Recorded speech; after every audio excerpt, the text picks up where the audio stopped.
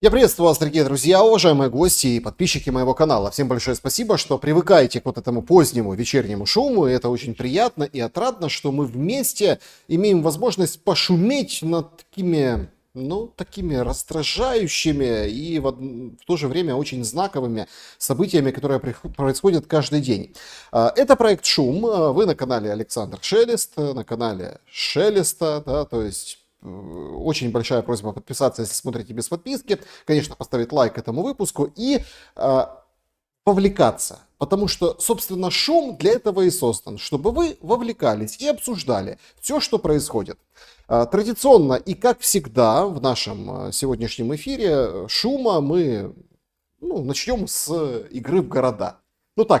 Такие находчивые пользователи и находчивые подписчики, так они характеризуют то, что происходит. В общем, города, да.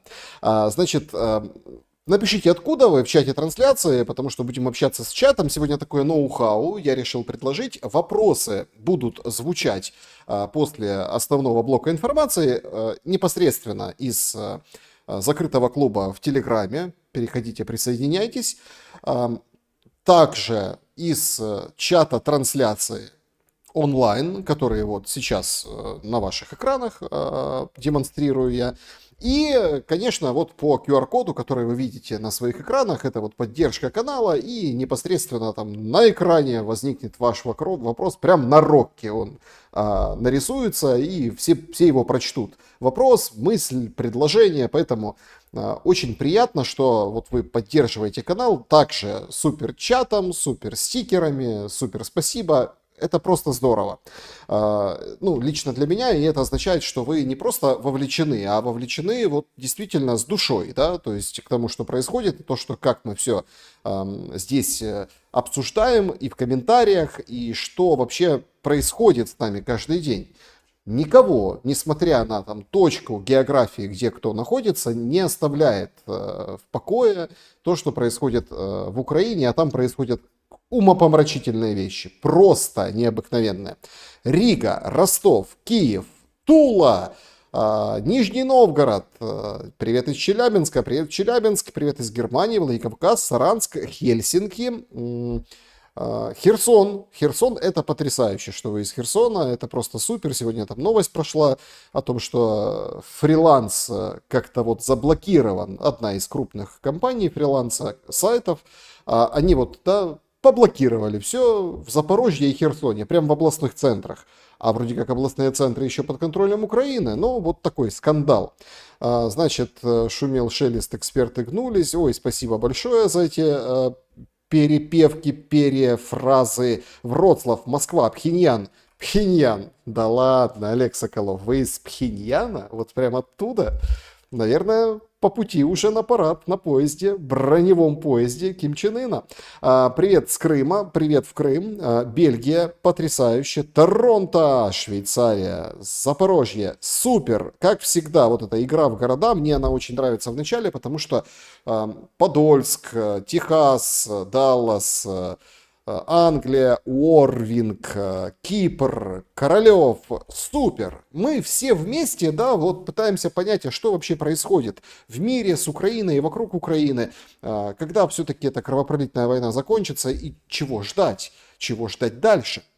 Обо всем мы поговорим обязательно, и это вот прям очень здорово, что вы вот с Броваров пишете, с Краснодарского края, с Брюгге, Алла вот из Германии, хоть и харьковчанка, разбросаны по всему свету мы, это правда. Сегодня на самом деле достаточно напряженный день, день такой рабочей суеты, информационной суеты вокруг, связанной с перемирием.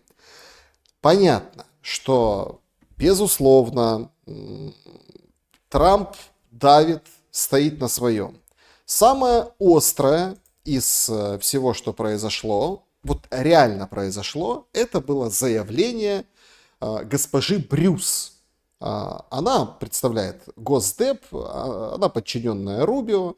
Рубио, мы слышали, как отзывался там все предыдущие недели, который там не поехал в Лондон, например, да, как он говорил о том, что США будут там выходить из Украины, из переговорной позиции. Вот обо всем об этом. Мы сейчас поговорим, едва я верну чат, потому что мы забыли о очень важном элементе для чата, потому что не только городами едиными вы пишете, откуда вы, непосредственно в чате трансляции у нас есть опрос. Какой ответ будет у России за возможный удар по параду Победы в Москве? Все говорят об этом ударе, мы сейчас тоже поговорим, но вот какой ответ? Да, вот мы покажем потужность, а ответ какой? Варианты. Объявление войны и ядерка. Ну, если официально объявит Россия войну, дальше ядерное оружие. В принципе, абсолютно по-другому будет все происходить на фронте, и в тылах, и по ударам, и так далее. Блэкаут и каменный век. Это то, что там пытаются делать или там почти сделали, потом остановились. Ну, то есть, правду говорят эксперты, что есть там несколько точек, куда можно ударить в Украине, и все погрузится в каменный век, там на генераторах долго не вытянешь, и превратится все в некую такую серию. Ну, когда везде торчат эти генераторы, и они, вот, собственно, так они и добывают электричество. Мосты и дамбы, что тоже очень интересно и вынесено отдельным мной в отдельном вариантом, потому что дамбы — это катастрофа, то есть полузатопленный Киев, дальше вниз по течению. Мы, в принципе, видели, что такое Каховская ГЭС. Правда, непонятно до сих пор, кто ее взорвал, Каховскую ГЭС. Ну, одна сторона говорит одна сторона, другая сторона другая сторона. Понятно. Но мы видели, что все вообще поменялось. Даже ландшафт поменялся после подрыва этой дамбы. Каховской. Это ту, которую там Рейтерс по плану оставляет за Украиной. Представляете, несуществующую дамбу отдают Украине. Ну а что, денег много будет, наверное, восстановят. Тем более там сущие копейки, говорил Шмыгаль. Сущие копейки нужно. 750 что миллиардов гривен. Вообще ерунда. Ну как-то так, да, он оценил.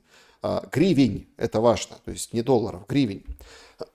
Ну и финальный вариант, что никакого не будет ответа. Просто Запад, США, там же гости будут разные на параде, отвернутся от Украины после этого удара, и тогда все решится само собой. Ну, то есть не будет помощи, не будет поддержки, Европа там чего-то потужится, попышется, но тоже вот так оно все и закончится. Ну, вот такие варианты, голосуйте. Очень интересно, что вы скажете. 1800 голосов мы получили, в конце подведем итоги. Это важно. Ничего себе, Светлана вот эту видел в чате трансляции из Красного Луча. У нас раньше говорили: опача, мы из Красного Луча, да, Луганская область. Да, не то, что там я там часто бывал, но многих из Красного Луча в той своей молодости в Луганской области знал. Поэтому вам тоже привет и спасибо большое. Значит, спасибо, что написали, да, что Красный Луч. Так вот, о заявлении сегодняшнем Госдепа. Звучит оно примерно вот так. Только внимание, пожалуйста, не смейтесь. Перевод полуавтоматический. Ну, вы поймете, почему это смешно. В общем, Брюс заявляет, что США настаивает на том, чтобы вместе, ну вот они заодно с Украиной давят на Кремль, чтобы объявить 30-дневное перемирие. Ну, знаєте, я вважаю, що те, що сказав Марко Рубіо, державний секретар, лише цього вікенду, що наступні кілька днів є критичними. По суті, ми регулярно зазначаємо, що будемо дивитися на те, що робить Путін, а не на те, що він говорить. Значит, такая вышла, жесткая, такая вот все, говорит, следующие дни будут критическими. Мы постоянно смотрим не на то, что говорит Путін, а на то, що він робить. Це важливо. І тут думка міністра закордонних справ України є дуже слушною. Якщо це дійсно про відданість чомусь регулярному і дійсно гуманітарному, то... Я понимаю, что это оно сбивает, потому что оно как бы очень органично вписывается в посыл госпожи Брюс, но это техника перевода, поэтому вот это вот это транскрибируется, и вот это вот так получается. Ну, в общем, сильно не ухахатывайтесь по поводу в комментариях, слушаем суть. Ну, по крайней мере, пытаемся фокусироваться. Чому чекати? Чому чекати 10 днів? І це не... Ви знаєте, чого вимагає президент Трамп і що зазначив секретар Рубіо? Регулярно, ми повинні побачити реальні дії, які вказують на те, що ці сторони, зокрема, звісно, президент Путін, серйозно налаштовані зупинити кровопролиття. І на цьому етапі, коли ми думаємо про чиїсь дії, ми не обов'язково бачимо дії, що вказують на це з обох сторін. І я думаю, що для президента Трампа він ясно дав зрозуміти, що це стосується припинення вогню, яке зупиняє різанину, є послідовним, постійним, а який є тим моментом, коли ви можете дійсно зайнятися досягненням миру. Отже, театральні перформанси не входять до списку пунктів порядку денного президента Трампа тут. Це дійсно про порятунок життів, про справжню зміну цього динаміки. Значит, она в конце навалила пафоса, это госпожа Брюс. И, ну, пафос наваливается в последние дни.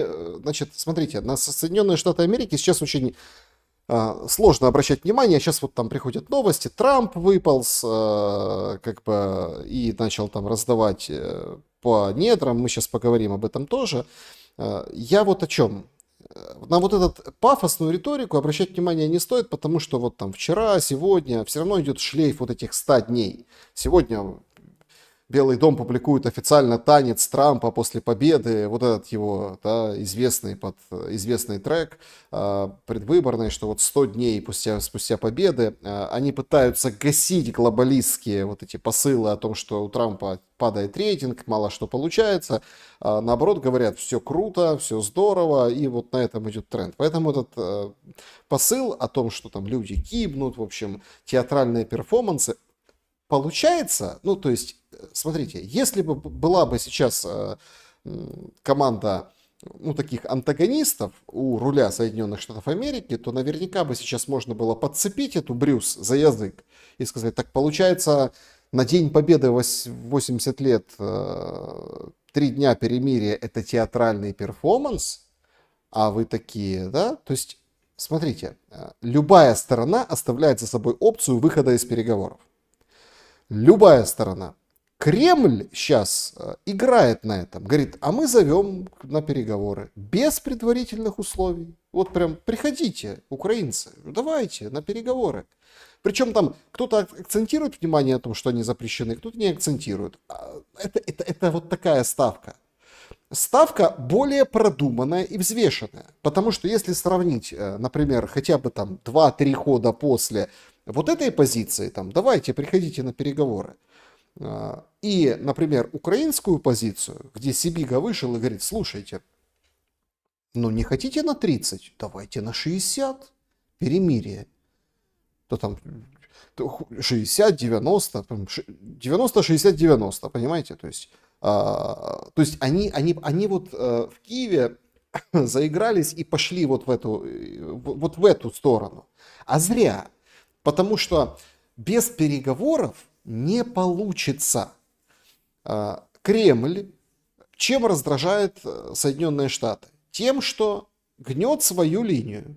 Вот эту линию. Вот такую линию. О том, что будут переговоры прямые.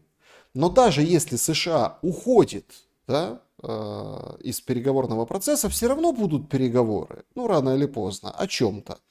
Нам опять капитуляции будут, или там другой посредник придет, или еще кто-то придет. Вы же заметили, что было вот несколько месяцев назад, там очередь стояла из переговорщиков и посредников. Сейчас всех разогнали. Сейчас есть одни Соединенные Штаты Америки. Одни. Поэтому говорить, что они там уйдут, это, ну, так себе вопрос. Это может говорить только Кулеба. Хотел сказать Кулебяка, ну вот Кулеба может говорить. Человек, затягивавшийся в прямом эфире с сигареткой, человек, который водил Блинкина по ресторанам быстрого питания Макдональдс, кушав с ним разные вещи в дипломатических целях, сейчас является ртом Банковой и, ну, вот как бы демонстрирует вот позицию Киева о том, а что вообще, да, ну, то есть выход. Смотрите, задача Кремля выйти на прямые переговоры, где Украина проиграет априори, потому что там дальше заготовлены определенные ловушки, дипломатические ловушки, красивые и мощные. такие, вот там даже сам приход на прямые переговоры, это тоже ловушка, потому что надо будет отменять вот это распоряжение, что никто не может говорить о международной политике, кроме там Зеленский, Ермак, Сибига, ну и все, да, то есть и Зеленский носился поэтому с этим вопросом, что вот смотрите, смотрите, я-то могу говорить с Россией, но Зеленский-то не поедет, с ним разговаривать никто не будет. Именно поэтому, как мантру повторяет там Небензя вчера на заседании Совбеза, еще какие-то, ну, да, то есть, что мы готовы на переговоры, несмотря на то, что Зеленский нелегитимен. Но тогда, получается, нелегитимный Зеленский должен отменить свой указ, когда он был легитимный, о том, что нельзя переговоры проводить. Тоже интересная комбинация. В общем, там ловушки в этом процессе на каждом шагу. И они уже сети расставлены. Но другого пути не получается. Есть вот это вот ореол, вот это, не знаю, как все так поверили в волшебство, что на двух стульчиках, да, Трамп и Зеленский о чем-то договорились. Сейчас там приходит Эксиос, пишет другую версию о том, что Зеленский как бы наоборот там не признает территории. Ну, чтобы Украина признала, она, ну, в общем, такие моменты растолковывают. То есть еще одна версия, вдогонку ко всем предыдущим, что было вчера, позавчера, вот это вот воскресенье. Кулеба говорит, слушайте, а ничего страшного, США пускай уходят. З катертю дорога, говорить Кулеба. От примерно так і говорить. Ви, Сполучені Штати, вийшли з переговорного процесу, але тільки з переговорного процесу. Я думаю, нам всім треба було б перехреститись і поставити свічку в церкві за здрав'я президента Трампа, за те, що він залишив нас у спокої.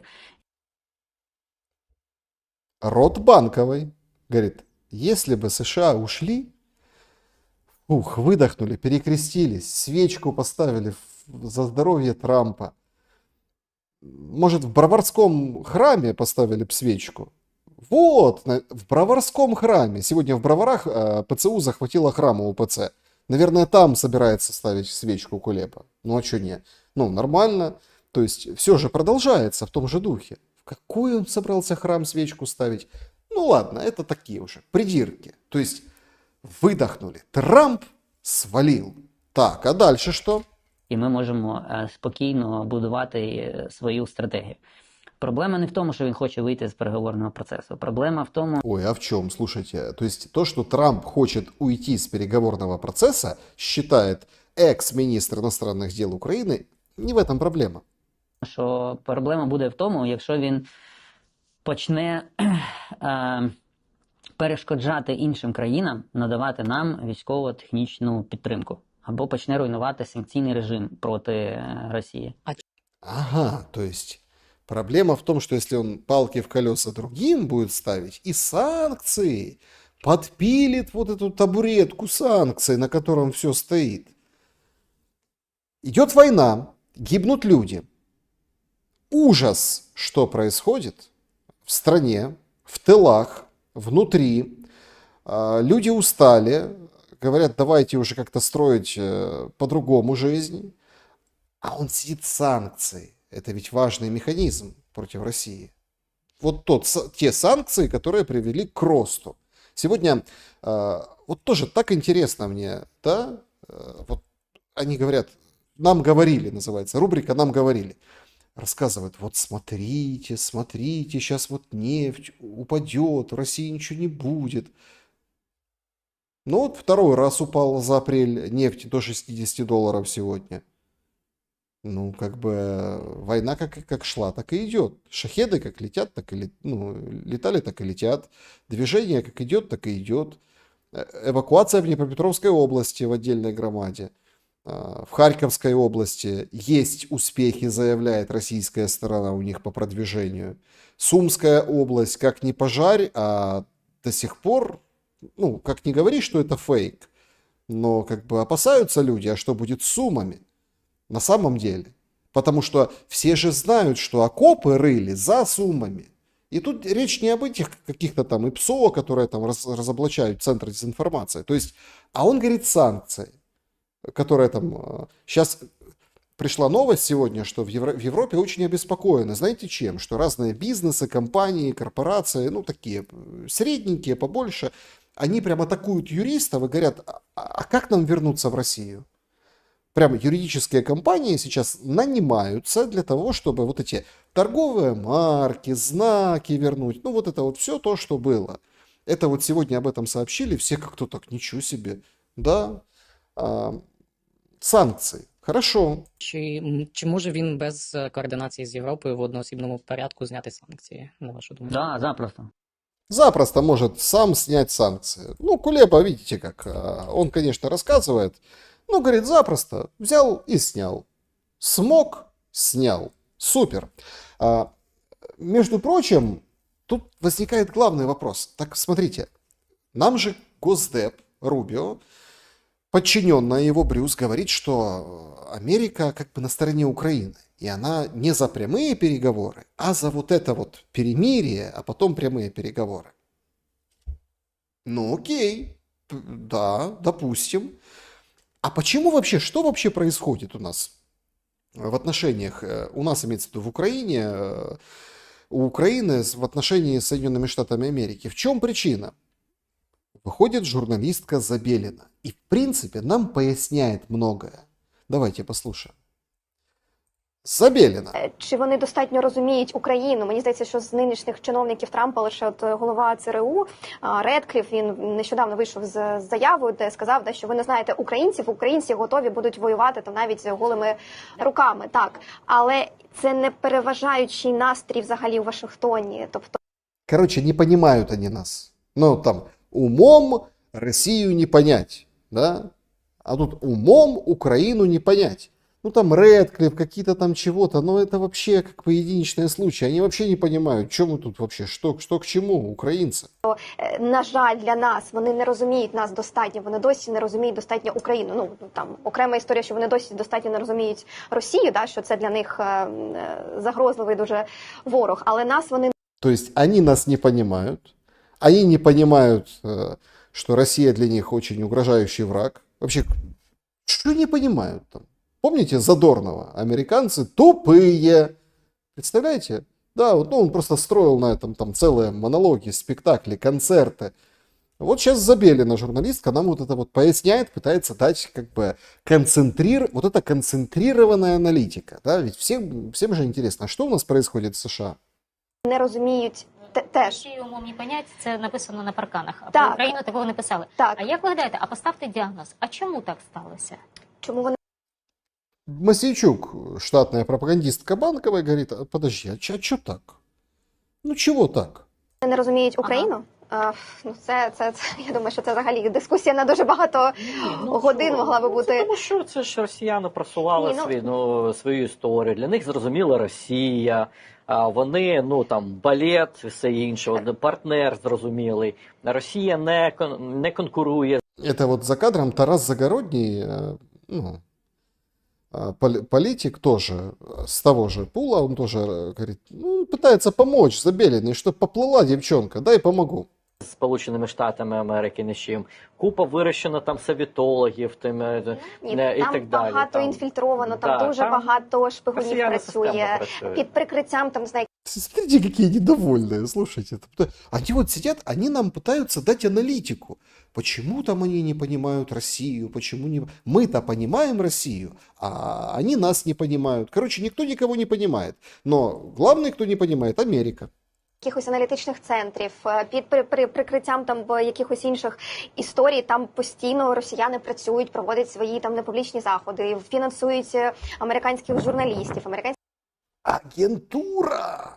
ЗМІ, про пропаганди і все інше, яке, в принципі, Росія вкладала роками в те, що ми лише зараз потрошку Ще з часів починаємо... Радянського Союзу, Так, там. ми лише зараз, там останні там 2-3 роки починаємо активніше співпрацювати з американськими ЗМІ. І то я вам скажу, що з консервативними ЗМІ, це я знаю точно, бо я якраз з ними співпрацюю, з республіканськими ЗМІ, а в Україні досі контакти погані. От саме з такими, я б сказала, мага-трампійськими ЗМІ, десь там окремо з блогерами. Да, от Володимир Зеленський вчора, він ж дав інтерв'ю одному з консервативних Шапіро, блогерів Шапіро, да, це привезла єврейська громада, спасибі їм за це. Спасибо, что все рассказала, что еврейская община привезла нам Шапира, так сказать, для Зеленского. У нас так все плохо с этими СМИ. Ну, вот все выдало. Великі, але насправді це можна було робити набагато раніше. Короче, надо было раньше, надо было общаться, надо было это. Ну, по поводу консервативных СМИ, так надо было с Такером на интервью соглашаться. С Такером Карлсоном, который сегодня заявил, что Зеленский враг США. Вот с Такером надо было соглашаться на интервью. Тогда не вилять пятой точкой, а после Путина пускай приезжает. Это же, наоборот, выигрышная позиция. Смотрите, с Путиным пообщался, приехал здесь, и Такер Карлсон бы вряд ли бы сегодня говорил о том, что... причем, там же как было? Они вроде как согласились, а потом отменили. Ну, обидели, получается, Такера. Хотя он предварительно вроде договаривался. Ну, вот сейчас Такер Карлсон выходит какое-то темное правительство, вообще там правительство убивает своих же людей. Это вот такие фрагменты из подкаста сейчас гуляют, да, они там англоязычные, ну, неважно. Ну, в принципе, все могут посмотреть, там день будет перевод очередного выступления Такера Карлсона, представителя консервативных СМИ, который из консервативных классических СМИ ушел, так бы под крыло Маска на свой проект в соцсети X, у него там Трамп, он раздает подкасты, записывает очень интересное познавательное интервью, в общем, браво. А Украина не втиснется. А почему? А потому что Украина сыграла на выборах. Ну да бог с ними, с выборами. В общем, к чему вообще все идет? По поводу вот этого понимания, да, вот это понимание, недопонимания и всего остального. Ну, вот, кстати, это, да, вот Униан сообщают, страдающий трампизмом головного мозга клоун Такер Карлсон заявил, что Зеленский, восклицательный знак, может быть причастен к покушению Трампа и является врагом США. Это Униан? Не, понятно, что там все украинцы, но это как бы раньше, ну, крупное уважаемое издание. Страдающий трампизмом головного мозга клоун. А как наладить отношения с консервативными американскими СМИ? Как вообще, чтобы Украину слышали, позицию ее? Просто с крайне пуганых идиотов. Ну и там дальше цитата. Это факт. Власти Украины предпринимали попытки убийства определенных людей, начиная с нынешнего президента. Украина, говорит Такер, пыталась убить определенных людей, начиная с Трампа. Ну вот как-то так. Да, значит, важное, да, вот, ну, определенно важное вот это вот заявление по поводу, ну, вот перейдем непосредственно к сделке, потому что сейчас это новости, да, вот последних часов, что ли, последних минут. Сделал заявление по поводу сделки о недрах Трамп, сделал его достаточно важное, откровенное и, я считаю, ну, такое достаточно сильное заявление. Вот так вот оно выглядит. Канал Дональд Трамп на русском. Полное заявление Трампа по урегулированию украинского конфликта, выделенной Соединенным Штатам Америки помощи Украине и сделки. То есть вот это вот полное заявление. Значит, ну давайте уделим время немножко, потому что это важно. Значит, когда пришел сюда, сколько денег мы дали Украине, настоящая цифра около 350 миллиардов долларов. Это немыслимо. У нас не было никакой безопасности, у нас не было вообще ничего, мы просто лили туда деньги, ну и так далее. У кого мог забрать? Кто угодно там, кто угодно у кого. Это было их решение. Я никогда не видел ничего подобного. Европа, с другой стороны, для которой, очевидно, вся эта ситуация гораздо важнее, потому что между нами океан. Заговорил словами Зеленского в овальном кабинете. Ну ладно. Но Европа дала около 100 миллиардов долларов. Это много денег. Ну, дали гораздо меньше, потому что мы дали больше. Понятно. Путем вкладов. Да, их деньги в безопасности путем вкладов в банки. Вклады в основном российские вклады. Вот что сделала Европа. Но их деньги в безопасности. Так что они дали 100, мы давали деньги, как будто выбрасывали их в окно. А сделки. И вот тут начинается самое интересное. Буквально не хочу там отдельно уделять внимание. В принципе, все понятно. Financial Times вышел, сказалось, что, ну, как бы все на грани, опять что-то произошло, опять что-то поменяли. Блумберг говорит, снова срывается сделка Украина-США по недрам. Ну, они писали, что из-за США, да, а Трамп говорит, нет, не из-за США, из-за Украины. Потому что, в общем, президент США, значит, заявил о том, что, ну, это вот большое заявление, есть поменьше заявления, как бы редкоземельные металлы, у них отличные редкоземельные металлы, мы все время ищем редкоземельные, они так и называются редкие, ну, в общем, там такой эпос. Короче, вот если, чтобы это все не перечитывать, сами можете прочитать, смысл в том, что Украина не виновата. То есть идет такой пинг-понг. Не мы, американцы, да, а вот Украина виновата. По вине Украине откладывается сделка, что может серьезно разозлить Трампа.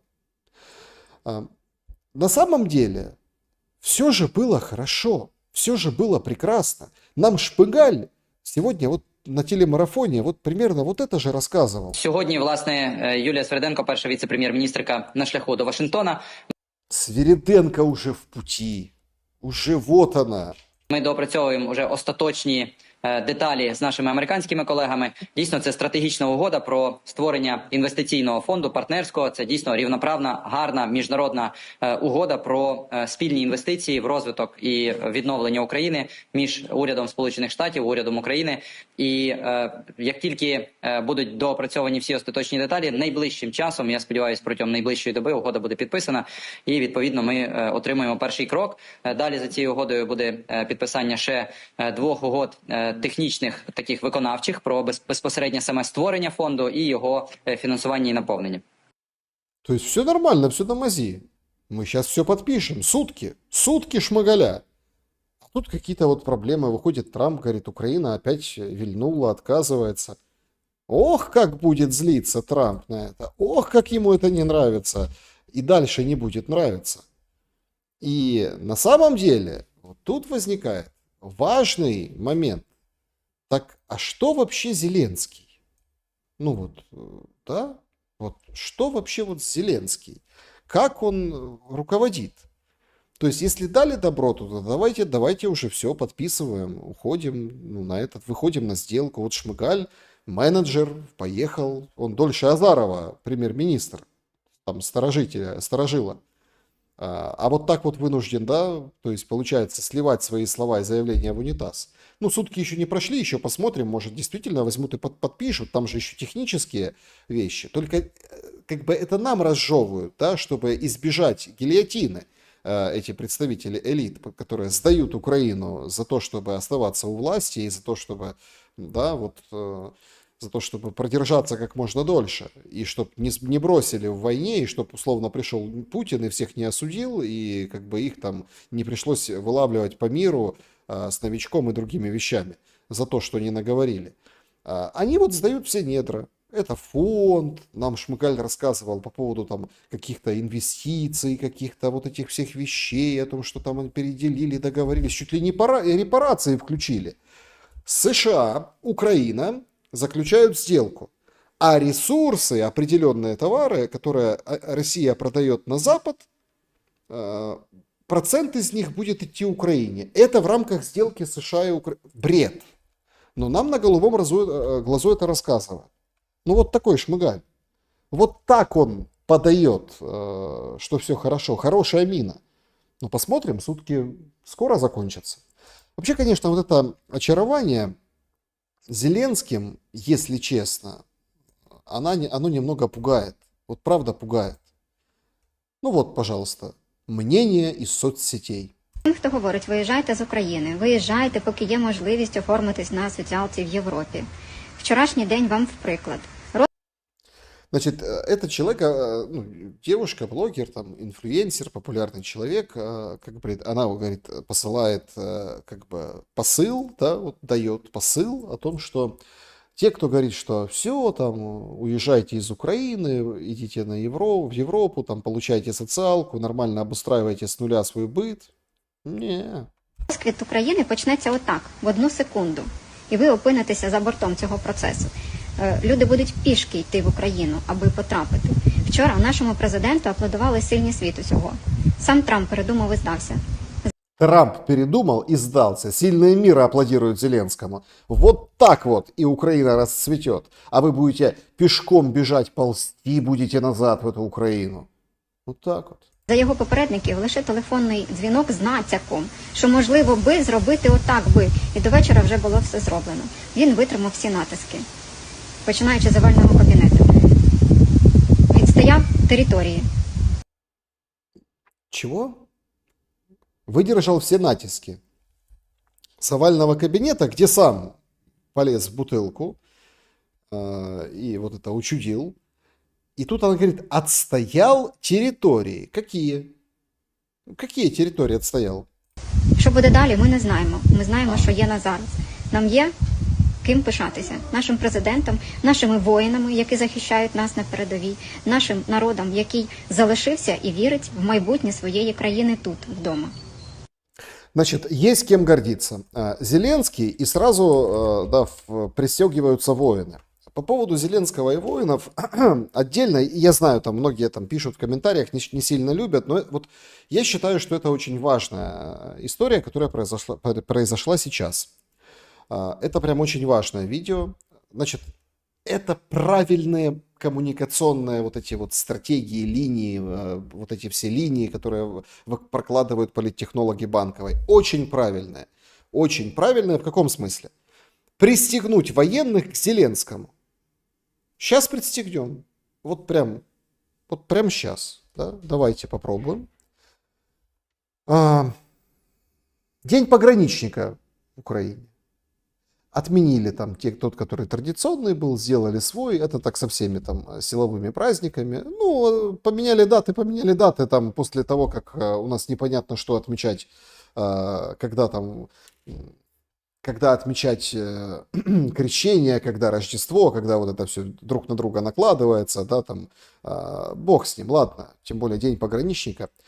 Зеленский на дне пограничника. Шановні наші воїни-прикордонники, усі присутні. Ну, понятно, это все там, музыка, вот это там, пианино, все, обращается к приграничникам. Посмотрим, Сьогодні день что к нашої чему. вдячності кожному і кожній, хто служить в лавах Державної прикордонної служби України. Тисячі воїнів, які захищають наш кордон, які разом з усіма іншими елементами Сил оборони та безпеки України тримають фронт. Держат фронт пограничники, все, вот это вот, молодцы. Це постійна протидія ДРГ ворога, контроль за ситуацією та рухом російських сил поблизу нашого кордону, блискуча робота розвідки Державної прикордонної служби, ефективність підрозділів, які працюють з дронами. Ну, в общем, с дронами они хорошо работают, очень эффективно. В принципе, сегодня, ну, я не стал показывать, потому что это там ужас, конечно. Сегодня разошлось видео, где два парня шли втроем, да, через границу, попали они в колючку, пробирались через колючку, одного потеряли, как они выразились. Но я надеюсь, что потеряли не в смысле того, что, ну, порезался, кровь потерял и все, потеряли пацана, а там за ними гнались пограничники, они все истерзанные, все в этом, ну, может, видели вы это, да, ужасное зрелище. Так вот, их с дрона засекли и погнали вот пограничники за ними. И они вот чудом вдвоем шли, втроем вырвались сегодня. То есть с дронами хорошо работают погранцы, действительно. Активні дії та стійкість штурмових бригад, помста, форпост, сталевий кордон, ГАР та загін Дозор. Також Сумський, Харківський, Чернігівський, Херсонський прикордонні загони і підрозділи морської охорони. Прикордонні командирі. Ну, есть он перечислил вот этих всех сначала, упор на тех, кто, ну, там, пограничники возле линии фронта на границе там с Россией, действительно опасная история, пограничники против ДРГ, ну, должны уметь вообще другие функции на самом деле там, но тем не менее, то есть, да, сейчас, ясное дело, хочешь жить, надо как бы учиться и с ДРГ справляться, хотя они не предназначены, да, для того, чтобы, ну, неважно, ну, вот он всех перечисляет и поехал дальше. Датури швидкого реагування з Львівського, Житомирського, Чопського, Ізмаїльського, Волинського, Білгород-Дністровського загонів. То есть все по красоте отряды. Все те отряды пошли вот так вот пробросиком, те, которые оснащенные с дронами, вот эту колючку нагородили там, которые вот не пускают людей за границу, они вынуждены бежать, как вот эти сегодняшние два беглеца. За роки захисту нашої держави і нашого народу вже 4250 воїнів Державної прикордонної служби України 4250 наградил. відзначені нагородами, і більшість з них саме за участь в боях. А те, которые не в боях, за поимку тех, которые хотят убежать из-за границы. Вы же понимаете, что было 2 случая за 3 года войны, когда кто-то пытался переправиться, на 2 или 3, кто-то пытался переправиться, о которых сообщали, в Украину. Ну, то есть, что не защитили границу там, от чего-то, там, от контрабанды, нелегала, который в Украину пытался прийти. Не, все же бегут только. 29 воїнів-прикордонників відзначені званням Герой України. 17 з них отримали це звання посмертно. То есть 29 героев Украины, 17 в земле герои Украины посмертно. Да? То есть это тут тоже важная цифра, которая... Вот смотрите, как все там, эти штандарты, все как положено.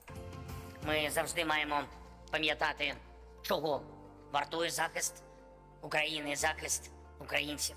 І завжди будемо шанувати наших воїнів, які віддали своє життя, щоб ми з вами, щоб вся Україна жила.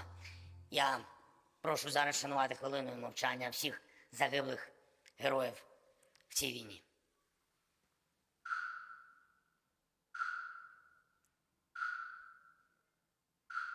Картинка, минута молчания. Нет, люди заслужили на минуту молчания. Вот, смотрите, раз, то есть там все на месте. Ермак, вот Умеров, тут все как бы все здесь, все хорошо. То есть почтили минутой молчания, действительно, да, то есть есть погибшие погранцы на фронте, которые воевали, которые там, но сейчас эти погранцы какую функцию исполняют? В большей степени, да, в большей степени.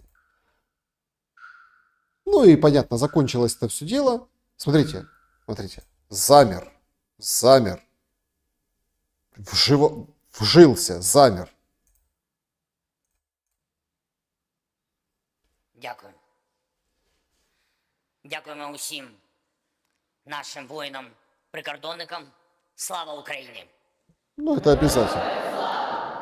Ну и все, конечно, ему ответили. В общем, смотрите, вот такой день пограничников. Пристегивают Зеленского ко всем.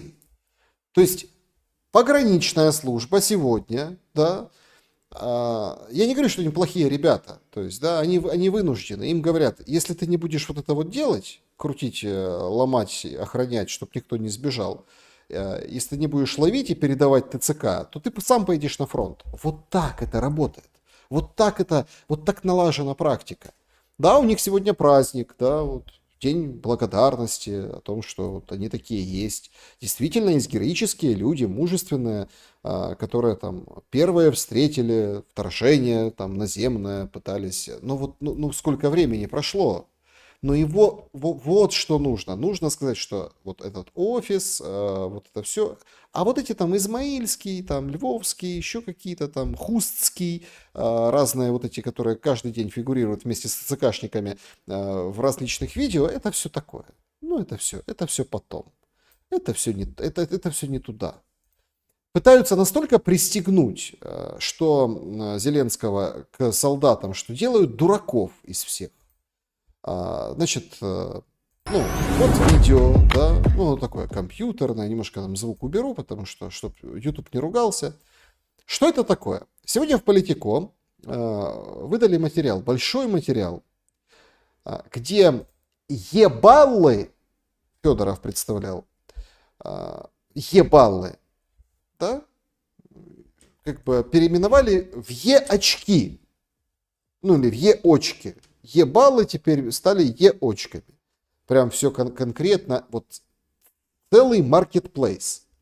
Если ты уничтожаешь там, целый прайс есть, уничтожил это, получил столько-то баллов. раз насобирал и заказал Бабу-Ягу себе, ну это там дрон какой-то крупный, или какое-то другое вооружение, и в течение недели оно к тебе придет. Что с тобой будет за эту неделю, непонятно, но очки, очки, баллы, вот эти, ты можешь потратить вот таким образом. И об этом пишет Политико. Заказали Политико, что смотрите, какая классная инициатива. Вместо того, чтобы это все было в избытке, да, у нас вот идет соцсоревнование среди военных, о котором говорит Федоров. А наших солдат вербуют, особенно вот молодежь. Вот, пожалуйста, пост, Хартия, да, публикует. Хотим, чтобы у нас сложилось с этими вакансиями, как складывается конструктор Лего. Ну, хотим, чтобы сложилось. Оператор беспилотника, тут инструктор беспилотника, аналитик системы, ну там рэп, инструктор тактической подготовки. Это вот так они вот с помощью Лего, да, Лего, ну вот, приглашают на работу. На работу. Вот нам нужны такие специалисты. Вроде, ну, чизбургеры были для молодежи. Еще там что-то, ну вот были. Конечно, самая такая раздражающая тема сегодняшнего дня — это вот прям целый блок высказываний о параде. Параде Победы. Пескову задавали вопросы, мол, а что там они, украинцы про парад говорят, вообще все будет? Говорит, все будет. Ну, как и всегда, действительно, парад знаковый. Туда, кстати, приезжает Ким Чен Ын. Я говорил, что будут сюрпризы. Может, еще будут, но вот Ким Чен Ын — это сюрприз. Представляете, Фица из Европы, Ким Чен Ын из Северной Кореи, ну, там Си, понятно, Средняя Азия, многие как бы лидеры, вот они будут на параде Победы. Ну, Ким Чен Ын вообще победителем приедет на 9 мая, как участник боевых действий в Курской области. И с намеком, что, может, еще повоюет еще на территории Украины. Началось все сегодня утром, когда наш есть такой мировой конгресс украинцев, огласил 9 мая днем российского позора, днем российской ганьбы. Причем многие высказали в соцсетях на вот это объявление, с каким-то ужасом. Говорю, подождите, вы вообще, вы чего? Какого позора российского? Это вообще, по новой идеологии, День Европы. Да? Так-то. А вообще, День Победы, мы же, Украина тоже воевала, там, то есть, понятно, что День памяти там больше вживляли 8 числа, но День российского позора 9, а в чем позор? То есть, а вы кто? И многие украинцы написали, что этот конгресс, это вообще, я украинец, но это не мой мировой конгресс, это вообще непонятно кто. Реально в соцсетях люди открестились. Но внутри вообще другая історія, другая температура по палаті. Карчинський. Він хоче для того, щоб прикрити Москву, на цей час він же буде на вулиці приймати парад, там буде цей парад, там буде Сі Цзіньпин, там будуть ці потвори з Центральної Азії. По-моему, в голове у человека опухоль, и она она растет. И ущемляет какие-то извилины. Опухоль украинства, опухоль братства новая. Эти потворы, твари вот эти из Средней Азии, этот Си Цзиньпин там будет. Конечно, а что нет? З Венесуели, оця брудна мавпа Фіцо і... Фица грязная обезьяна.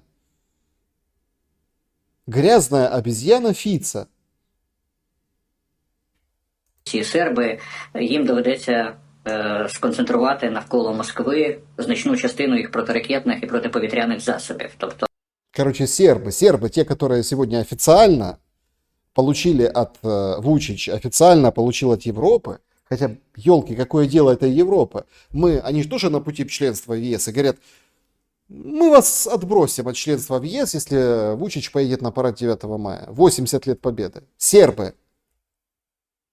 Ну, в общем, понятно, да, это сейчас такая тенденция. Короче, сконцентрируют все ПВО вокруг Москвы, ну и понятно, а мы как ударим?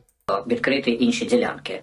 І він не хоче, щоб українці били по цих ділянках. Нам в жодному випадку не потрібно погоджуватися на це короткочасне перемір'я, а навпаки використати це 9 травня для того, щоб лупити з усієї сили по Ростовській області, по Білгородській області, по Татарстану, ну туди, куди ми будемо діставати, користуючись тим, що в цих місцях послабне протиракетна і протиповітряна оборона. Значит, в чем смысл? Да, сконцентрируют все вокруг Москвы, а мы не должны соглашаться на перемирие, а по Москве смысла не будем бить, по этой грязной обезьяне Фица, да, и всем остальным. А мы будем бить вот там, ну, короче, будем бить туда, откуда ушло ПВО. Это нам выгодно, поэтому мы не соглашаемся на перемирие. О как! Представляете? Ну, вообще, конечно, по поводу ударов по параду сегодня много было заявлений. Лично для меня это прям удивление. Знал, кстати, этого народного депутата Юрий Павленко. Он занимался при Януковиче детьми. Был там омбудсмен детский. Он достаточно был всегда здравый. Ну, вот такой, да. Юрий Павленко, да. Ну, всегда с большим уважением. А тут у него спрашивают, а он отвечает про парад. Будем бить? Будемо бити по Червоній площі чи ні? Я думаю, що прийде час, ми будемо бити по Червоній площі. Придет время, мы будем бить по Красной площади. Буде це цього 9 травня чи колись пізніше, але цей час прийде, бо дійсно в Москві багато законних військових цілей. В Москве много военных, просто, ну, подожди, ну, законная военная цель, будем бить Москву. По Красной площади нормально. Які принесли багато біди на українську землю. І за кожну вбиту дитину, за кожного вбитого нашого цивільного громадянина, за кожного військового прийде помста і прийде відплата кожному, хто здійснив військовий злочин на українській землі по відношенню до української нації і українських громадян. Если мы будем бить по Красной площади, а как у него там называется, сейчас оно было раньше у ПЗЖ, а сейчас называют там что за мир, там чего-то такое. Мир. То есть вы понимаете, насколько, если уже Павленко, да, депутат, говорит о мести, и, мол, придет время, мы будем бить по Красной площади, то насколько все далеко зашло. Или насколько там, не знаю, там в тисках. Или это правда его мнение? То есть я, если честно, я удивился. Напишите в комментариях, давайте пошумим по этому вопросу. То есть вопрос, как сейчас стоит? Что нужно? Прекращение огня для того, чтобы не множить жертвы. Об этом говорит Трамп. Трамп говорит об этом. Его слова по-разному передают. Мягко, или там как это Брюс, жестко. Но об этом Трамп говорит, что надо... А мы будем мстить. Павленко будет мстить. За детей.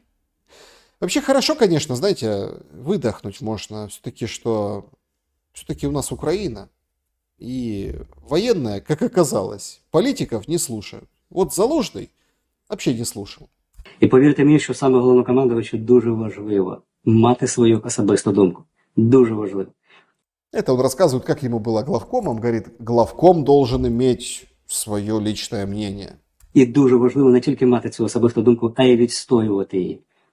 От будь-би хто це був, там, починаючи там, від верховного головнокомандувача і закінчуючи там, партнерів і таке інше.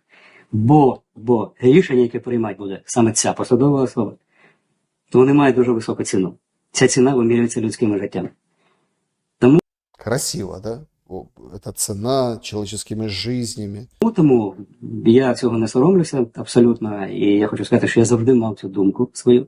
Я завжди цю думку не просто мав, а завжди її доносив її прямо, відкрито. То есть он имел и доносил мысль, открыто и прямо. По цьому є там безліч там свідків, цьому є, як це робилося, інколи це робилося в надскладних умовах. В надскладних умовах там це, до речі, і в другій моїй книзі там буде все це дуже гарненько написано. Ви побачите. Книжку прорекламировал, нормально. У меня вторая книга, очень хорошо написал. Вот прочитайте. Бестселлер. Прочитайте, как я имел и доносил мысль свою к руководству. І тому це перш за все ж таки на формування цього рішення впливала перш за все і та думка, яку я мав.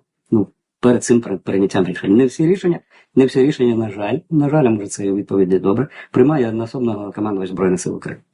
Але нічого не заважає головнокомандувачу Збройних сил України, навіть якщо рішення приймається над тобою, все ж таки знаючи наслідки цього рішення, приймати ті чи інші рішення, які ти можеш прийняти на своїй посаді.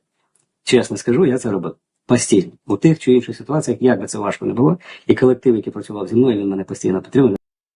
Короче, он говорит, что не слушал, он все равно то, что от него зависело, делал по-своему, все вот как положено.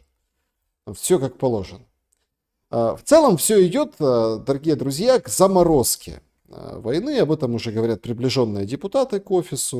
Вот есть там депутат Чернев, он прямо говорит, что будет заморозка. Да? Заморозка.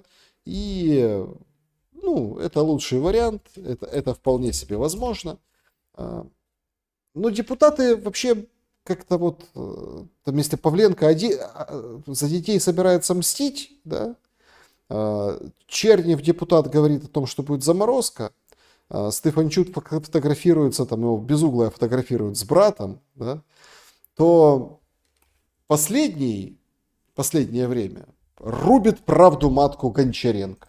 Вот Леха Гончаренко прям вот выходит и рубит правду матку. Это и тот единственный, который проголосовал против военного положения.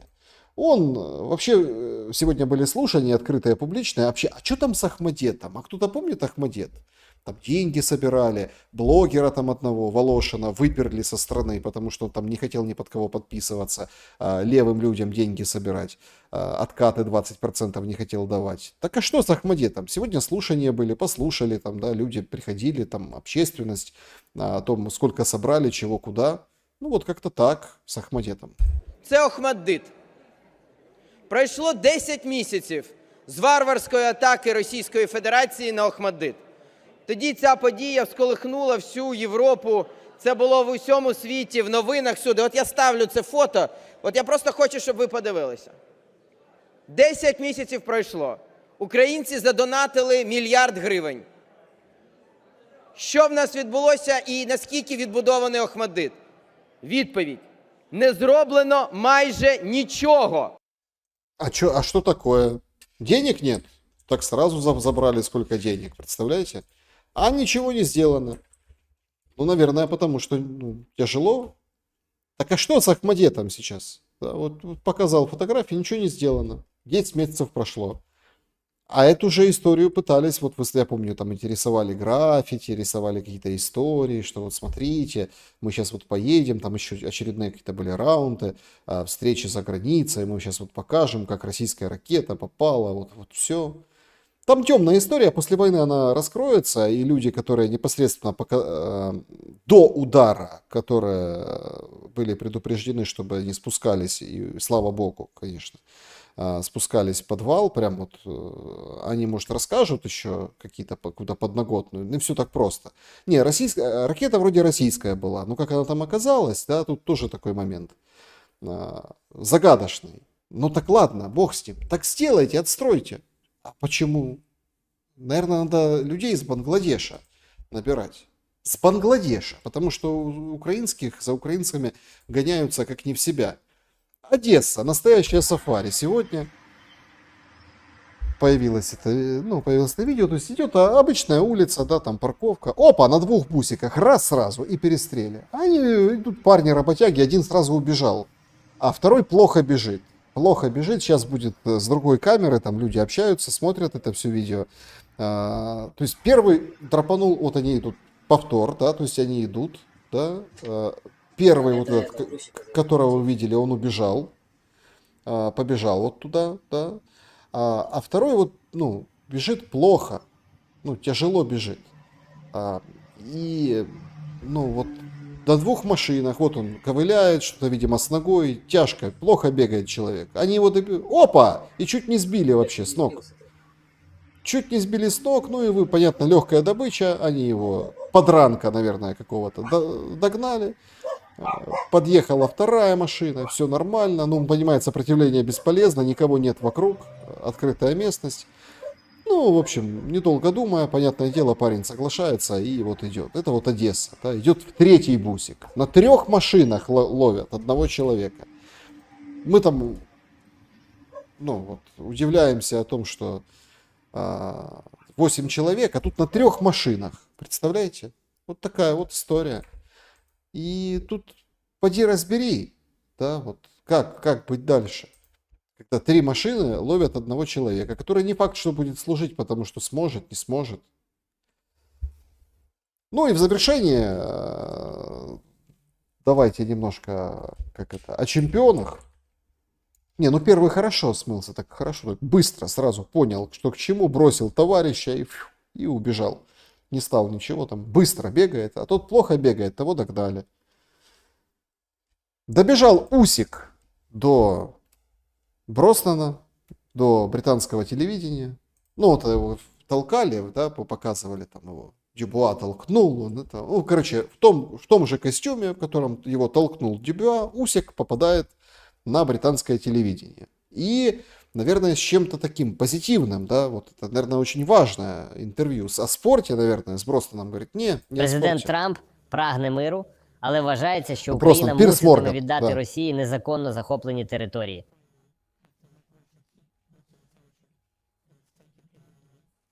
Як ви до цього ставитеся? Це Как ты относишься, что надо отдать территории? Спрашивает у Усика.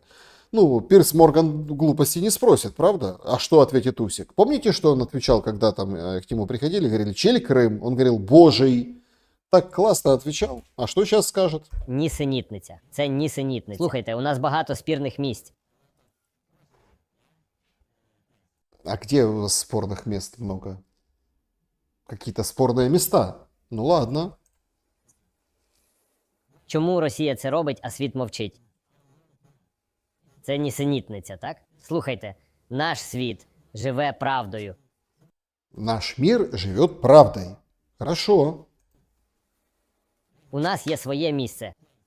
Україна ось така. Добре, це живемо так. Чому Как-то Пирс Морган такая. Он согласился, что она такая. Ну так, а что ты сказать хочешь? Саша? ви забираєте мою країну? Гей, президенте Трамп, відкрийте очі. Що б ви хотіли від президента Трампа? Будь ласка, зупиніть війну в Україні. Але не віддавати Росії територію? Ні, звісно, ні. Це моя територія. Це територія моєї країни. Це мій народ. Звичайно. Остановитесь. Ну, ничего не отдай. Это мой народ. Это моя страна. Патриотично, потужно, в духе времени. Но почему я вам это показываю? Это мой народ. У меня когда-то вот на днях Ланецкий, да, эксперт, он тут четко говорит, что будет тот, кого мы все знаем. Ну, по принципу Зеленского. Вот в 2019 году хотели сделать Вакарчука президентом американца. Ну и западники, да. Ну, Вакарчук что-то был слаб, тем более у него там был уже поход какой-то в политику. И вот выбрали Зеленского. Мега популярен, знают все, нормально относятся, никак не пересекается с Российской Федерацией, хотя Зеленский как бы пересекался, огоньки вел и так далее. Ну, в таком ключе, видимо, да, не политическом, каком-то творческом. Ну, а кто из нас там, да? Кто же из нас не выступал на огоньках из всех кандидатов в президента? Все же там были. Ну, неважно. И да, вот кто-то такой будет. Есть прям серьезная версия, что следующего президента вот выберут вот они. А вот этот вот Пирс Морган, это такие смотрины тоже. Чего? Глядите какой.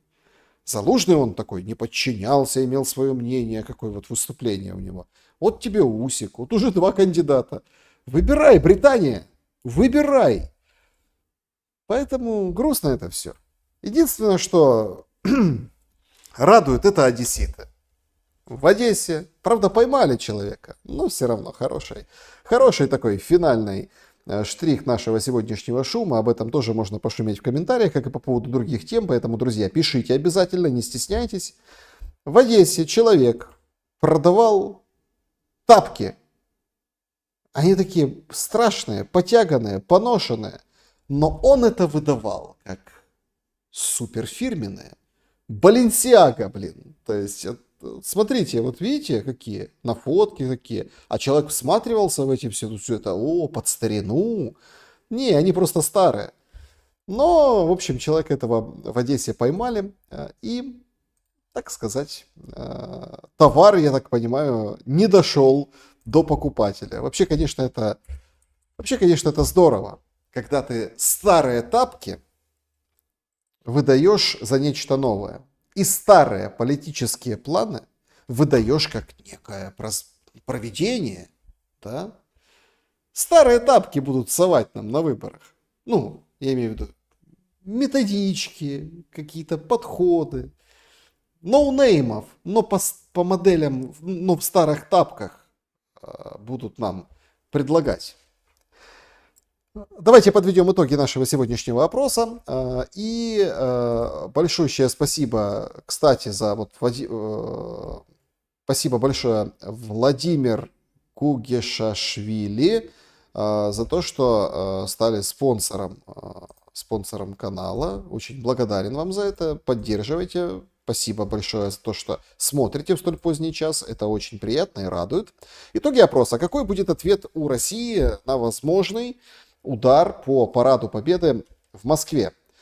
12% будут мосты и дамбы уничтожаться. 16% объявление войны и ядерный удар. Ну, или как, с возможностью прямо. Война — это все, ядерный удар. 27% никакого не будет ответа, просто все отвернутся после этого от Украины, и дальше Россия сделает свое дело, вот точно так же, как делает сейчас, без всяких каких-то таких резких движений, вот просто все ускорится по земле. И победитель сегодня блэкаут и каменный век все-таки ждет за попытку атаки или атаку парадом 80-летия Победы в Москве. Как-то так, дорогие друзья. Значит, перейдем непосредственно сейчас к вашим вопросам. Загляну только на одну секундочку в закрытый наш сегодняшний, мой закрытый клуб зрителей. Там благодарят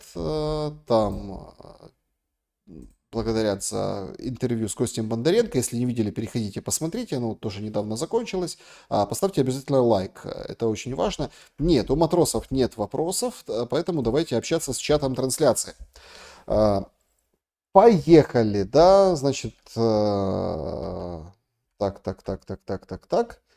Одесса, всех тапки раздухарили. Слушаем из Германии, Елена. Спасибо большое, что слушаете. Так. Украинский Зеленского невозможно слушать, так же, как и английский. Почему? Он считает, что он выучил. Он уроки брал специально для президентства. Уроки, представляете? Значит, красный перец, можно выйти из войны. Можно, наверное, выйти. Выборы в Украине будут как в Молдове. Вполне вероятно, но я думаю, все-таки очереди не будут такие кардинальные и большие, как в Молдове. Не могу забыть Какусика из прошлого шума. Так вот он, один Какусик ТЦКшник, а Усик, да, вот, как политик, да, у Моргана выступает. Так, что-то тут ко мне обращаются. Я понял. Забыли добавить войска КНДР на ЛБС от 300 до 600 тысяч бойцов. Не будут они, мне кажется, в таком количестве посылать. Там значительно все будет меньше, но что не послать? Могут. Это такой действительно сигнал. То есть благодарность предупреждения. Во как. Да? Благодарность предупреждения. Значит, самое спорное место — мозги. Действительно, там, подожди, какие отбитые мозги у Усика? Он же там степень получил, он наукой занимается. Так. Значит, смотрю вас из Германии. Спасибо за эфир. Спасибо вам тоже. Все пишем Какуск. Какусик пишете. Ну, по-разному относятся к Кусику. Кто-то там позорник, кто-то еще. Сергей Иванов. Александр, а вы сами как считаете, неужели они настолько неадекватные, что могут пустить дроны на 9 мая по Москве? Думаю, да.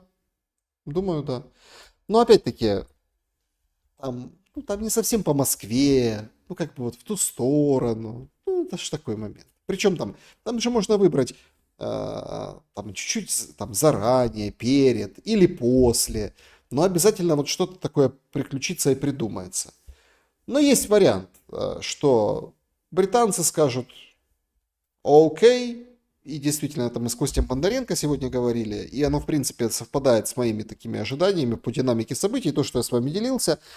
Перед 9 мая все-таки они как-то вот спустят войну на тормоза, сядут, добьются они прямых переговоров, потому что вы же заметили, что пропала тема выборов, это Радио Свобода заметила, что пропала тема выборов из мирного плана Трампа, а американцы вот в упор не видят прямых переговоров. Хотя, по сути, это серьезнейший прорыв, на котором можно играть. Прямые переговоры России и Украины. Трамп может выходить и говорить, смотрите, они воевали, рубились тут вот это, а вот я раз и помог, и вот прямые переговоры между злейшими, лютейшими врагами Владимиром и Владимиром. Прямо садятся и говорят, как останавливать войну. А мы там рядышком кофеек потягиваем.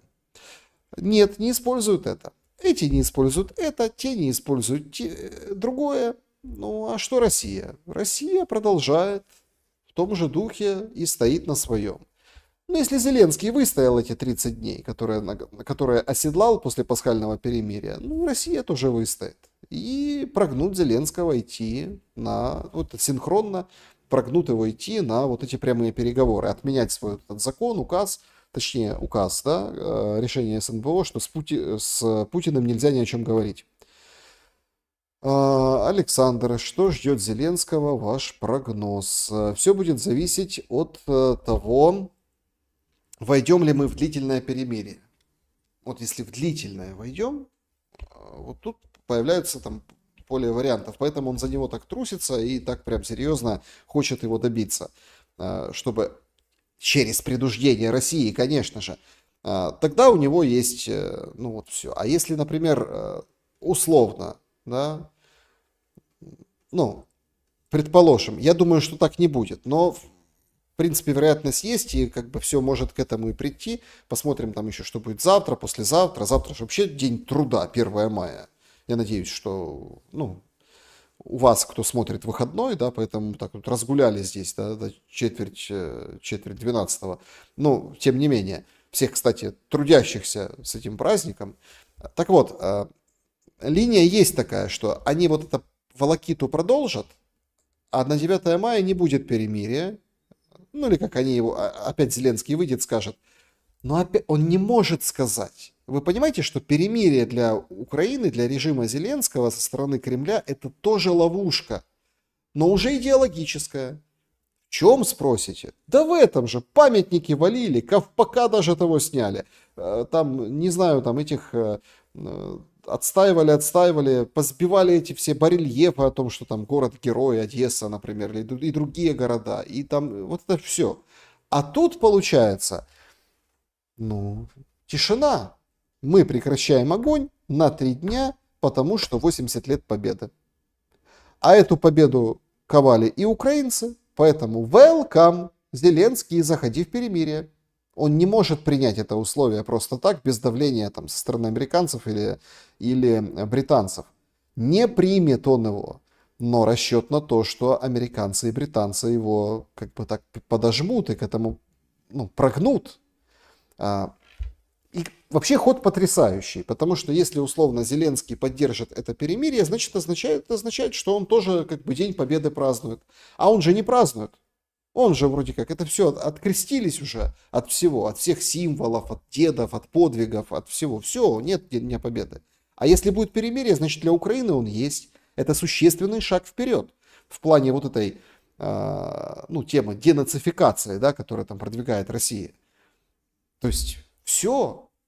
Не пойдет, он не может. Только под принуждением и давлением. Если так будет надо. Чтобы условно Америка сказала: окей, мы сейчас Зеленскому скажем, он пойдет. Репутационные риски вообще катастрофические. Ну, вот так. Вот так играет Кремль. Там тоньше чуть-чуть. То есть не просто вот так в лоб, как Зеленский, а давайте 30, 60, 90. Там тоньше. А все тогда посмотрят: подождите, ну ладно, Пасха. Пасху вроде как, тем более все конфессии совпало, так что все празднуют Пасху в один день. Да, действительно гуманитарное соображение. То есть, ну, чтобы люди там пошли, посвятили там куличи, там свои Пасхи, ну, яйца, все, как бы на службу сходили. А тут какая гуманитарная история? Никакой. Только идеологическая. Ну как идеологическая? Идеологическая с украинской стороны. Что типа у нас же антипарад, который сорвался, никто не приедет из тех, кто планировался, лидеров. И это серьезный такой удар. Тут просто нужно ценить красоту игры, понимать ее. А вот эти вопли по поводу там, что США за нас и так далее, ну это Брюс. Она что-то в последнее время вообще, она только в этом духе и заявляет. Она ж подчиненная Рубио. Виткофа спросили или нет? Виткофа не спросили. Тот вообще рад тому, что как ему классно с Путиным. Так, значит, Марина, 1 мая, мой сын именинник, всех с 1 маем. О, и вас с 1 маем, не знаю, если там у кого наступило, всех с 1 мая. Ну, еще там по нашему времени, еще 40 минут до 1 мая. Да, конечно, эта новость просто выпала. Дэвид Рубель, да, как правильно, в общем, напомнил, что да, действительно, в Донецке открывают ЖД-вокзал впервые за столько лет. Важная новость. Но я с толикой ревности к этому отношусь. И непонимание. Подождите, а как в Донецке? Так Донецк, он гораздо ближе к передовой, чем Луганск. Луганск-то что, не открывают? Ну, значит, Донецк, потом будет Луганск. Это признаки очень хорошие. Очень хорошие. Это серьезные признаки к концу войны. Я вам так скажу. Ну, или к планам глубокого отодвигания фронта в сторону Днепра. Не пойму, почему в Украине так отвергают День Победы. Потому что сволочи собрались, сволочи у руля, породили сволочей, неучи и сволочи. Вот так я отвечу вам на этот вопрос. Поздравляем Донецк. Да, действительно, это большое событие для Донецка. Вот при всех проблемах там с водой, с транспортом, с логистикой, там же хрен доедешь туда, тут Донецк, рассказывают люди. Ну, тяжело ехать. И в Луганск тоже эти все там, и блокпосты, и какие-то там контроли, и дорога, и это все. А так поезд, может, пустят какой, уже будет проще. Так, значит...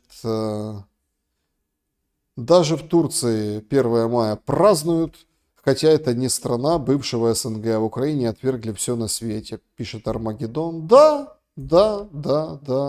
Представляете, это вообще международный день трудящихся, солидарности трудящихся. Понимаете, просто сейчас это все мода. Вот это все мода. Мода на бабки, мода на легкие деньги, на какие-то вот эти все... финтифлюшки, да, вот на какие-то вот, как намахать другого, как научиться продавать, как это сейчас вылетело с головы, ладно, ну, короче, вот эти все инфо-цыганства, да, то есть, смотрите, marketplace, ну, вот когда ебалы, да, marketplace. Что такое marketplace? Это означает, там, это как бы площадка, а там разные там предприятия, там, или там производители, или магазины, покупающие у производителя, там размещаются. А есть еще такая штука, как marketplace маркетплейсов, там оно все. То есть у нас цепочка идет от производителя до потребителя, просто какое-то неимоверное количество, и все пытаются 3 копейки нажиться, потому что он тут 3 копеечки, там 3 копеечки, вот это все. А трудяга получает шиш. Вот на этом строится вот как бы вот эта ветка, ушедшая вот туда, в эту сторону, ну вот этого капитализма дурного.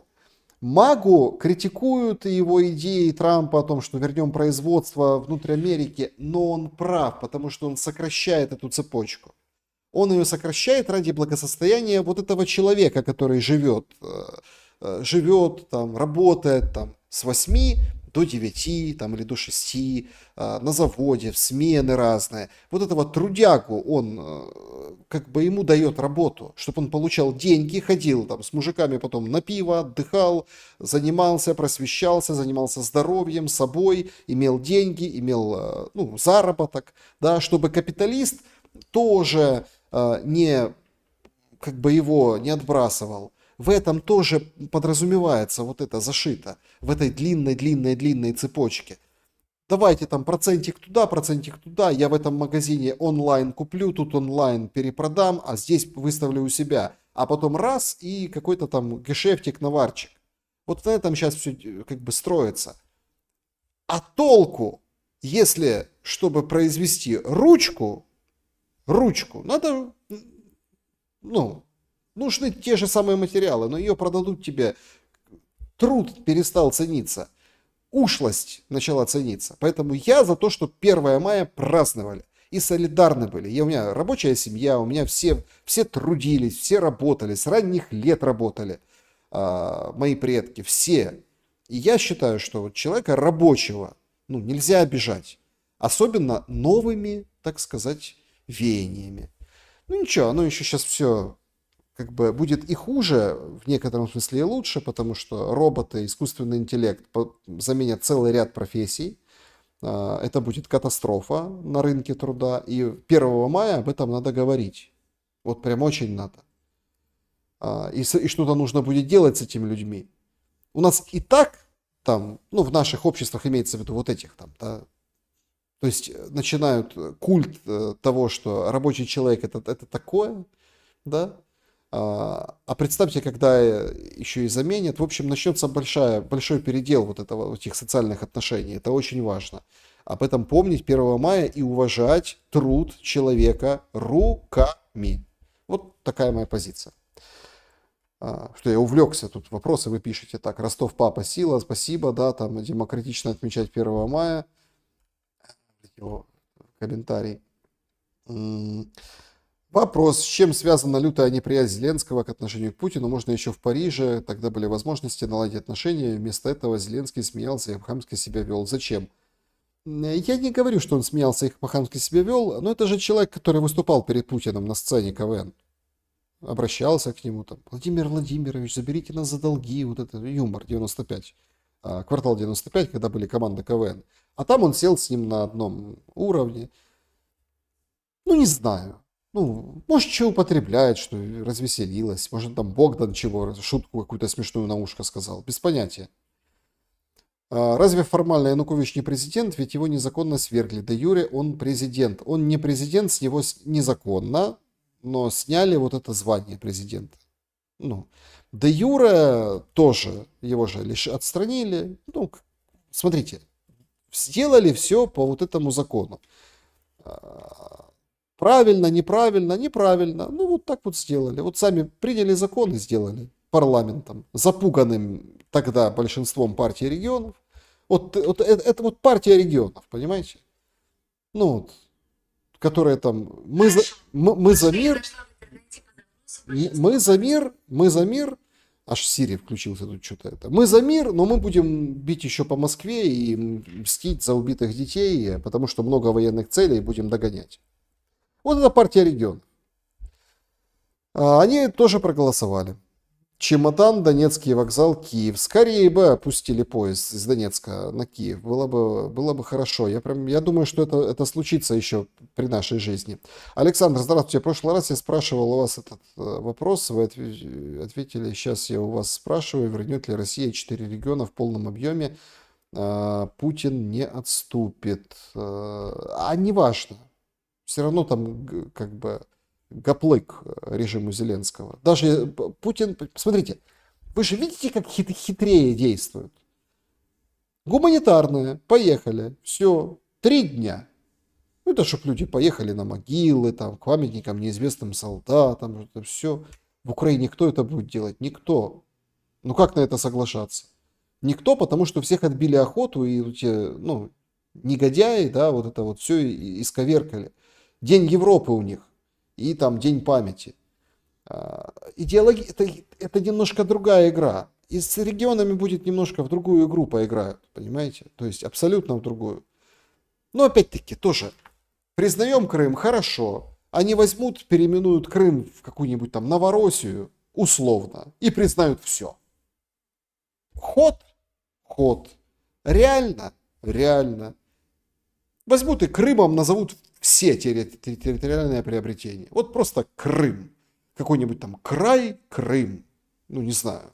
Глупость говорю, ну вот как-то так.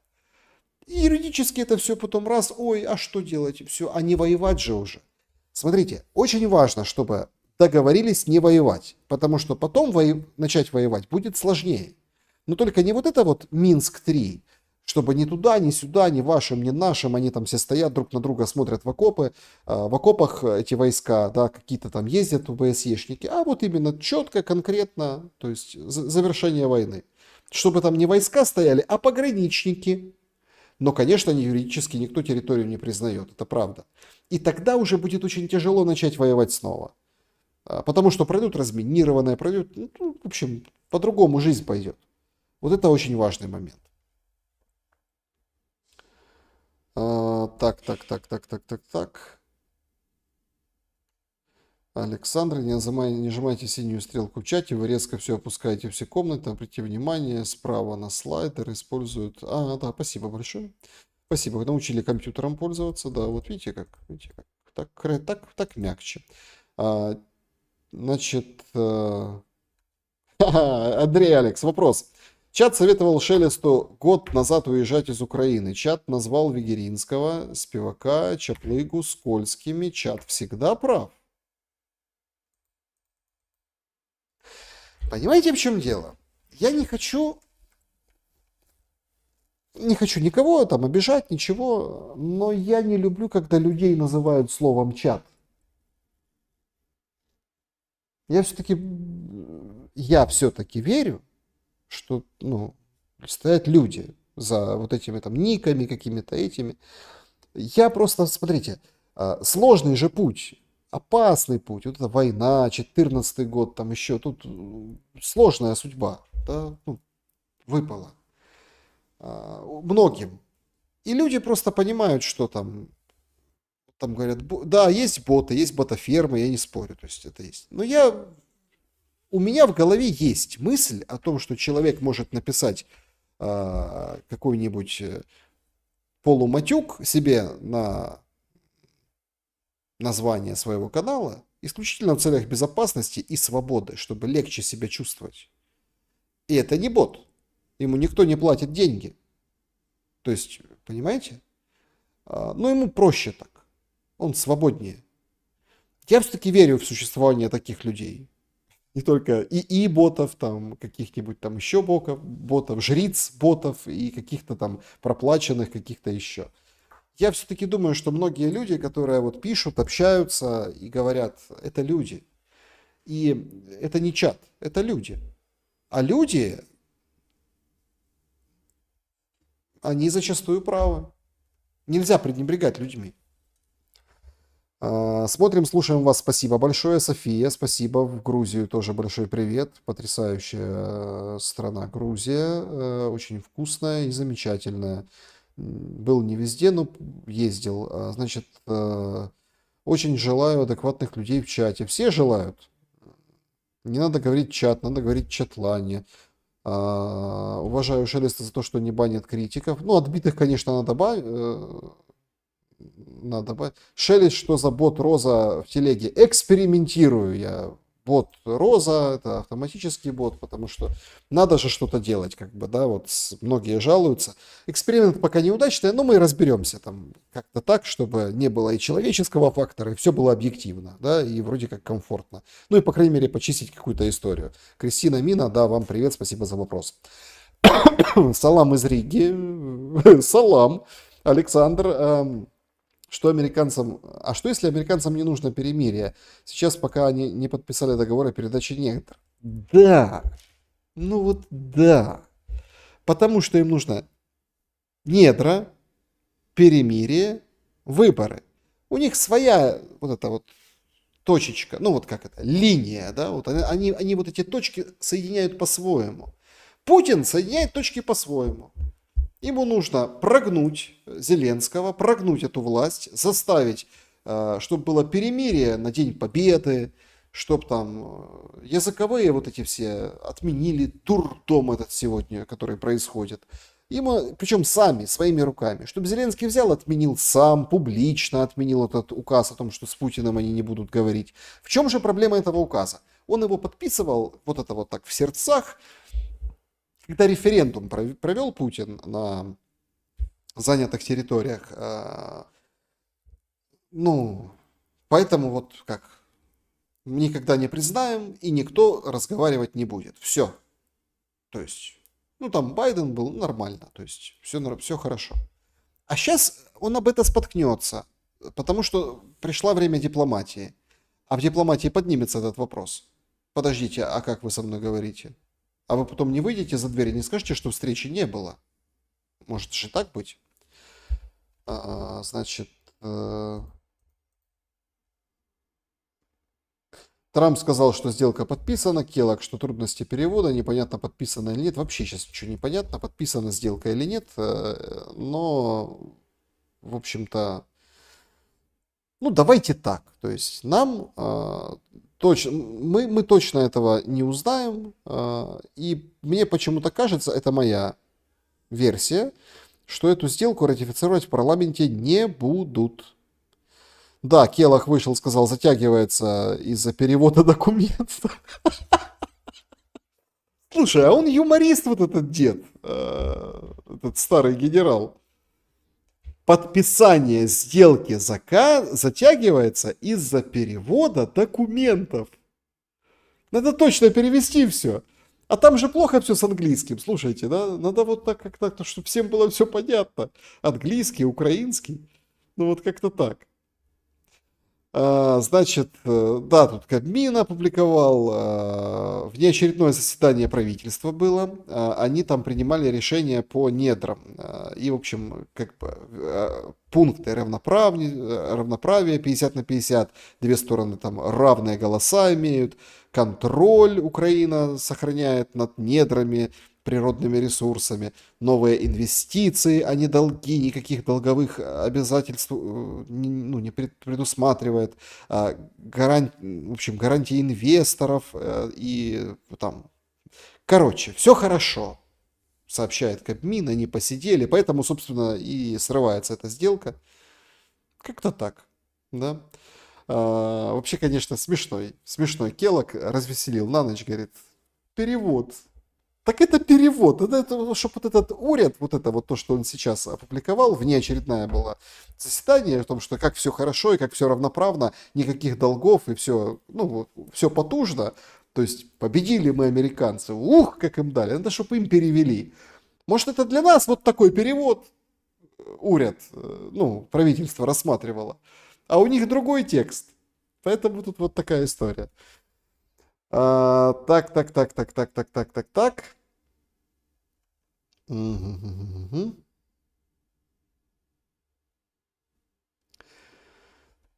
Так, почему Украина не изменила границы Донецкой и Луганской области до СВО, чтобы не было возможности претендовать на такие огромные территории? Проблема Конституции, там сложно. Территориальный вопрос очень серьезный в Конституции, не получится даже голосованиями, там несколько сессий, референдумы, в том числе и на тех территориях, которые там как бы отчуждаются или отделяются.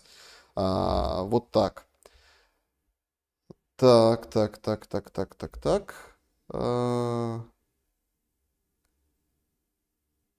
Вы не планируете пригласить Соскина? Приглашал, молчит, ничего не отвечал с момента введения санкций. Ну, посмотрим, там же новые будут, они все так затаились. А кто ж там в новых там? Может, какая-то система? А если кто с кем-то связан? Ну, уже там секрет Полишинеля, уже всем, кого ввели уже там. Там же как? Папа не вовремя умер. Они должны были быть в прошлую пятницу, но будут в эту. Значит, Александр, как вы думаете, может ли Европа запретить въезд украинским мужчинам после войны? Это же опасные люди с боевым опытом. Дмитрий, все проще делается. Выезд запретят. Ну или как, не снимут выезд. Понимаете? Ну, то есть проще сделают. Европа не будет там запрещать выезд. Ну, въезд. Выезд запретят. Они пойдут по этому пути. Не будут такого, что там ты был солдат, и там все, тебя не пущают тебя. Не-не-не. Там сделают хитрее. Александр, вам дают негативную информацию якобы про российских, украинских политиках. Вы всему верите. Это же сфабриковано все. То же самое, что было с политологами и журналистами. Начинаете прозревать. Артур. Какую мне дают негативную информацию якобы про российских... о том, что якобы, наверное, на этом акцент. На якобы. Ну тогда, ну, слушайте. Нет, есть откровенные люди, то есть, которые вот убеждения, ну, это не якобы, это так и есть, да. Но тут же какая история, что этот человек с этими взглядами, вот если у него есть взгляды, и он их высказывает, он там, да, даже во время там войны и пропаганды и всего остального этого, ну, там, это нельзя, конечно, но войны-то нет официально юридической, поэтому официально, ну, короче, ничего нельзя предъявить за убеждения, взгляды, мысли, слова, высказывания, позицию, какое бы она ни была там, про-белорусская, там, про-балтийская, про-там, румынская, там, про-грузинская, еще какая-нибудь, там, про-украинская, про-российская, неважно. Тут же как они делают, что оправдывал, то есть глорифицировал, это означает прославлял кого-то. Но опять-таки, сложная же история, то есть, да, вот, прославлял или там, это субъективное мнение, там, высказываться в хорошем свете там о ком-то. Это делают лингвистические экспертизы, все там они под козырек, ну, поэтому там ты не докажешь, что ты не верблюд, тебе вот возьмут тебе лингвистическую экспертизу, скажут вывод эксперта, оспорить не можешь, тот же текст другой никто не сделает, все, ты госизменник. То есть ты чего-то сказал и изменил родине, вот так получается. А там дальше уже называется, был бы человек, дело найдется, они уже там подшивают, получал от кого-то деньги, состоит в какой-то сетке, где-то с кем-то, куда-то, как-то, финансируют там, начинают миллионы долларов, яхты, машины, имущество, там еще что-то еще. То есть это уже там подтягиваются, в зависимости от того, что это за человек, что у него есть, как и так далее. То есть, а вот от этого... И рождается вот это, так это все там на деньги Путина, ну или там, не знаю, врага. То есть и тут уже вот это вот так вот оно выстреливает, так выстраивается. Поэтому тут надо просто разбираться в конкретных случаях. Есть люди, которых я знаю, есть люди, которых я не знаю. Вот вы мне там пишете каких-то людей, я с ними не пересекался, не знаком. Многие из тех, кого я не знаю, попадают ко мне в интервью. Я о них там узнаю после интервью что-то такое. Или ничего не узнаю, а они там потом выкатывают на него. Да, многие врут. Время такое. И в том числе и органы тоже. Самый прикольный мог бы эфир быть с Ксенией Собчак и... Да. Ксенией Собчак и Галкиным. Благодаря санкциям у нас есть шум. Да, друзья, у нас есть шум. Если вы поддерживаете шум, и если вы готовы, так сказать, ворваться и продолжать шуметь, я всем предлагаю поставить лайк.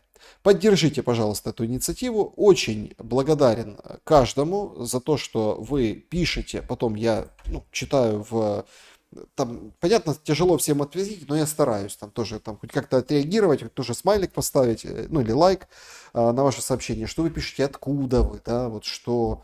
Сегодня уже колобок не успеем, там длинное сообщение поприходили в телеграм-канале Шелест есть предложка почта, и там есть рубрика «Колобок». Можете так в темах и писать сообщения электронных. Колобок. Короткие, внимание, короткие истории, которые там касаются нас. То есть колобок наш, куда мы катимся. Вот так называется полное название этой рубрики. И это в конце мы уделяем время вот таким предложенным, да, очень интересным. Если я их нахожу интересными, зачитываю, мы с вами тоже шумим на этот счет. Почему бы и нет? Это ведь наш шум. Мы здесь шумим. А как говорится, этот шум не задушишь, не убьешь. Завтра 1 мая. Ну, слушайте, еще один месяц позади этого всего идиотизма, кошмара, смертоубийства и кровопролития. Но может в следующем все закончится? С надеждой заходим в май и всех, кто знает, что такое труд, разный, физический, интеллектуальный, преподавательский, медицинский, разный, но честный труд, я хочу поздравить с этим праздником. И чтобы мы все были солидарны. Не на горбу другого, а своими руками, знаниями, силами, навыками, как это сейчас модно, скиллами, мы все-таки делаем этот мир лучше. Поэтому завтра у всех законный праздник. Ну и у тех тоже, потому что мы что отдыхаем, а что они будут делать, эксплуататоры, правда? Друзья, спасибо всем большое еще раз. Доброй, тихой, мирной ночи, добра и света. Хорошо пошумели.